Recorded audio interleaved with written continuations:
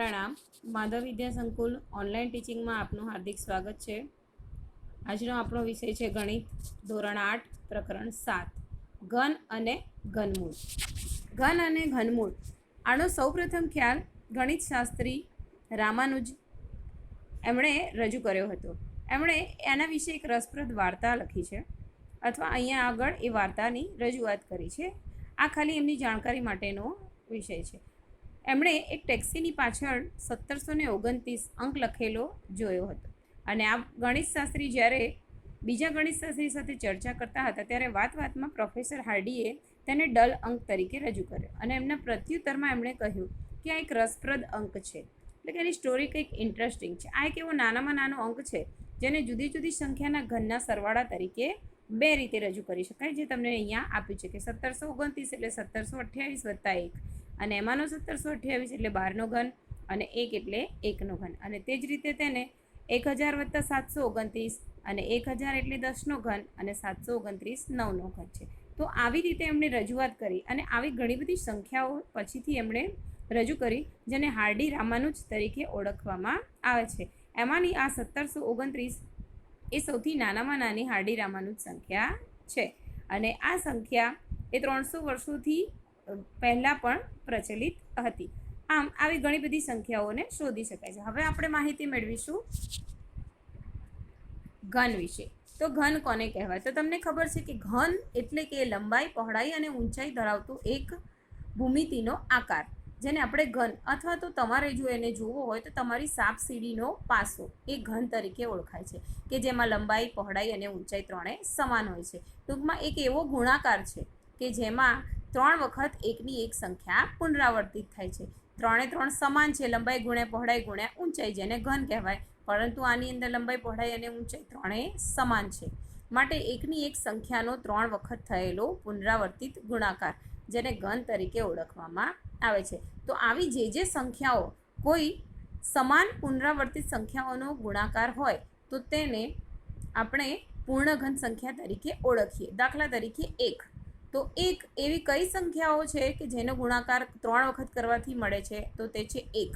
1નો ગુણાકાર તમે 3 વાર કરો, 1 ગુણ્યા 1 ગુણ્યા 1, તો જવાબ તમારો 1 રહે છે. તો માટે કહી શકાય 1 પૂર્ણઘન સંખ્યા છે.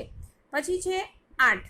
તો 8ને આપણે 2 ગુણ્યા 2 ગુણ્યા 2, તો 3 વખત 2નો ગુણાકાર કરવાથી 2 દુ 4, 4 દુ 8.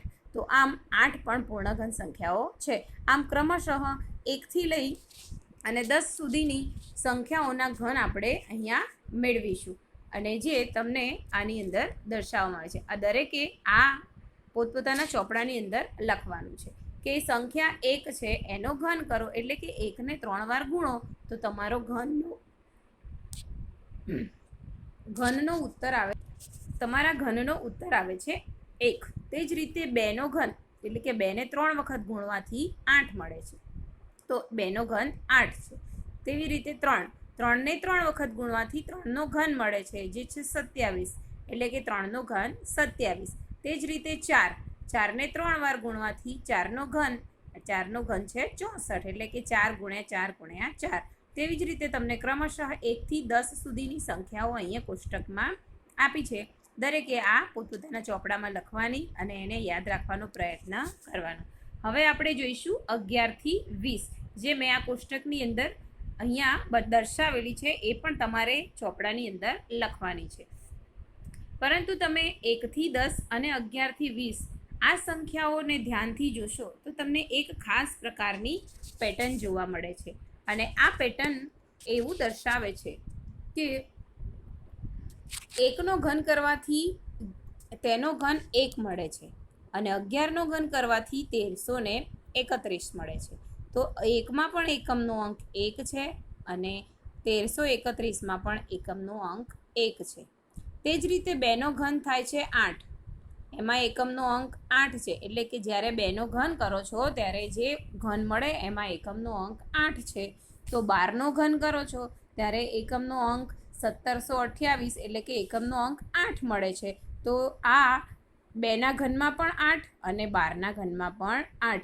આવી જ રીતે તમે કોઈ પણ સંખ્યાનું ઉદાહરણ લઈ શકો છો કે 2નો ઘન તો એકમનો અંક 8, 12નો ઘન તો એકમનો અંક 8. તે જ રીતે 22, 32, 42, 52 કોઈ પણ એકમનો અંક 2 ધરાવતી સંખ્યાનો તમે 3 વાર ગુણાકાર કરશો તો તેનો એકમનો અંક 8 જ મળશે.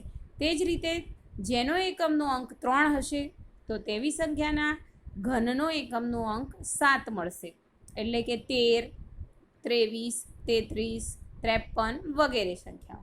તે જ રીતે 14માં એકમનો અંક 4 છે તો તેના ઘનનો એકમનો અંક પણ 4 મળશે. તો આવી રીતે તમે 1 થી 20 સંખ્યાઓને ધ્યાનથી જોશો તો તમને એક ખાસ પ્રકારની પેટર્ન જોવા મળે છે, જે હું તમને અહીંયા દર્શાવું છું. આ પેટર્નનો ખાસ અભ્યાસ કરજો તમે.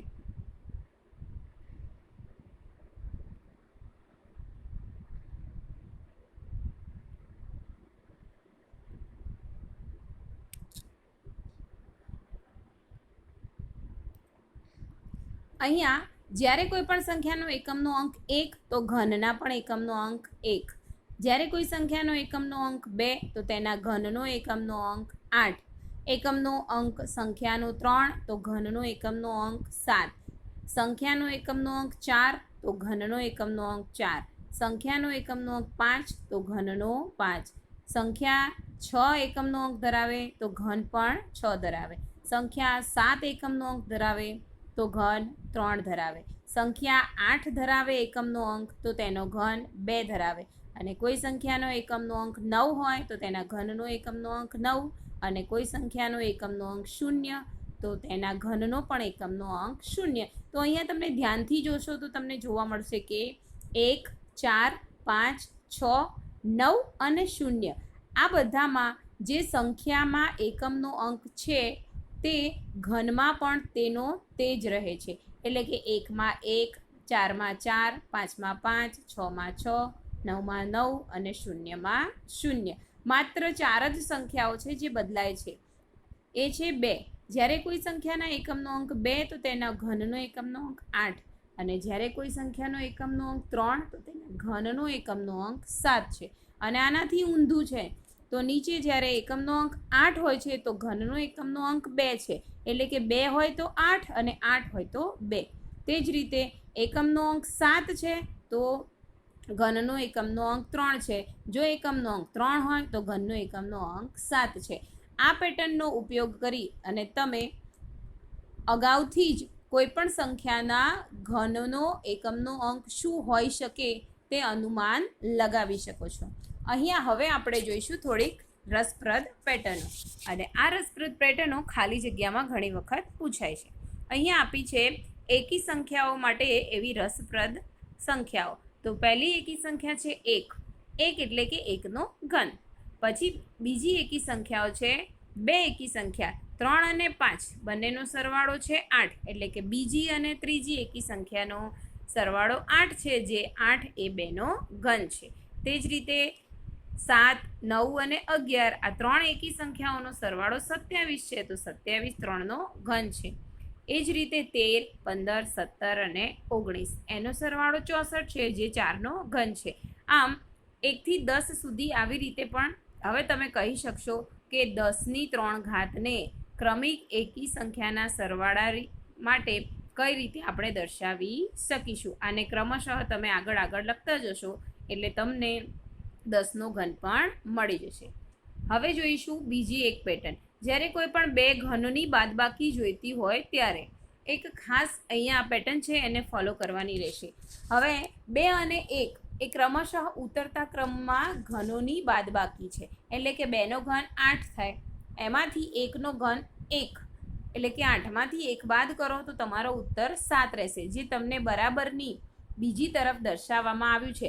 એમાં ખાસ ધ્યાન તમારે એ રાખવાનું છે કે દરેકમાં સૌ પ્રથમ 1 જ લખવાનો છે અને 1નો સરવાળો કરવાનો છે આપેલી 2 સંખ્યાઓના ગુણાકાર સાથે.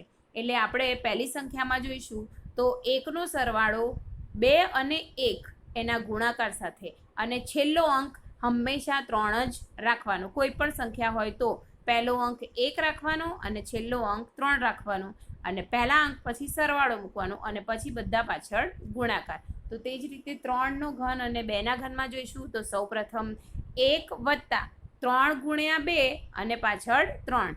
એવી જ રીતે 4નો ઘન અને 3નો ઘન, તો સૌપ્રથમ 1 વત્તા 4 ગુણ્યા 3 અને અંતિમ પાછો 3. તમે બંને ડાબી અને જમણી બાજુનો જવાબ મેળવી શકો છો. તો તમને બંને જવાબો સમાન જોવા મળશે. આ રીતે નીચે આપેલા ઉદાહરણો તમારે પોતપોતાના ચોપડામાં કરવાના છે.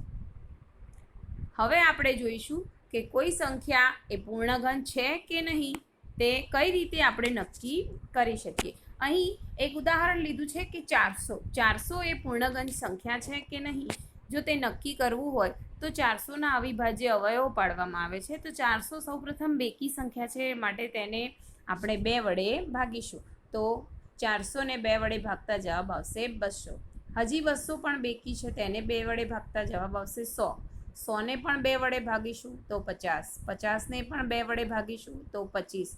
હવે 25 એકી સંખ્યા છે, અથવા તો જો તમને ચાવીઓ આવડતી હોય, જે 8મા અગાઉ 6ઠ્ઠા 7મામાં શીખ્યા હતા, તો એના ઉપરથી ખ્યાલ આવી જાય કે એકમનો અંક એકી સંખ્યા હોય તો તેને 2 વડે ભગાય નહીં. હવે 25 કયા ઘડિયામાં આવે છે? તો એ છે 5ના ઘડિયામાં. પાયો પાયો 25 અને 5 એકા 5. તો આમ 400ના અવયવો 4 વખત 2 અને 2 વખત 5 છે. હવે જ્યારે કોઈપણ સંખ્યા પૂર્ણઘન છે કે નહીં એ નક્કી કરવું હોય તો દરેક સંખ્યા 3-3ની જોડીમાં આવવી જોઈએ. તો આપણને અહીં જોવા મળે છે કે 2ની જોડી 3 વખત બની જાય છે, પરંતુ 1, 2 બાકી રહે છે.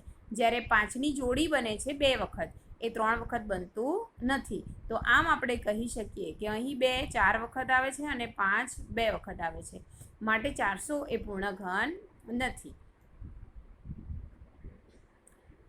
હવે બીજું ઉદાહરણ જોઈશું, 5832. અહીંયા મેં અવિભાજ્ય અવયવની રીતે તેના અવયવો પાડે છે, જેને 2 વડે ભાગતા 2916, ફરીવાર 2 વડે ભાગતા 1458, ફરીવાર 2 વડે ભાગતા 729. હવે 729 2 વડે ભગાશે નહીં, તેને આપણે 3 વડે ભાગીશું.